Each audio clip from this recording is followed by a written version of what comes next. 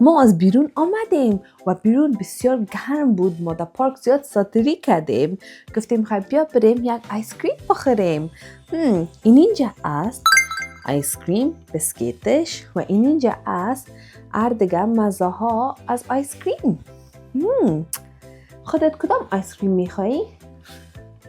تو زمینی میخوایی؟ خب این قاشق میگیریم، در این گلابیش میمانیم که بگیریمش، باز سر بسکیت خود ایلاش میکنیم. آفرین. این لولو آیس کریم از خودت. نوش جان.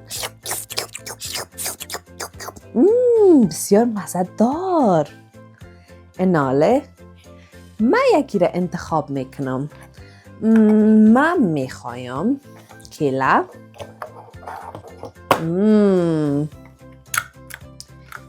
یک تا، و میخوایم چاکلیت کاکائو. میخوایم چاکلیت کاکائو. اینی هم 2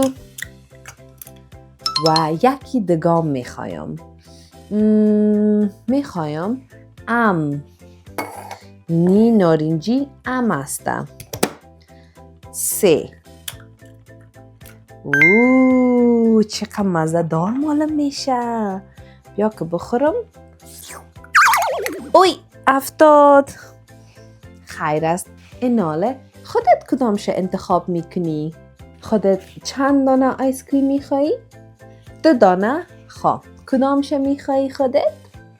خودت چاکلیت میخوایی؟ یکی؟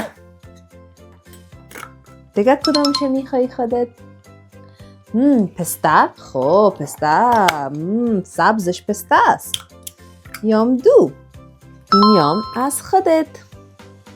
نوش جان.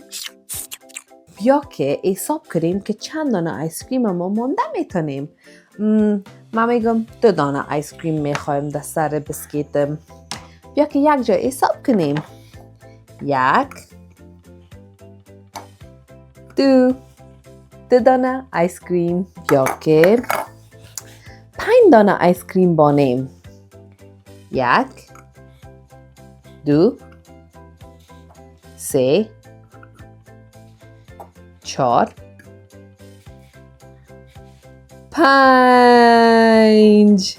آفرین. 5 دانه آیس کریم. آفرین. بیا که 10 دانه آیس کریم بانیم. 1 2 3 4 5 6 7 8 9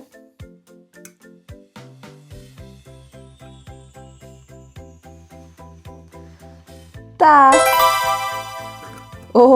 مفتاح. تشکر که کتمه ساتری کردین و آیس کریم جور کردیم و حسابای خدا یاد گرفتیم.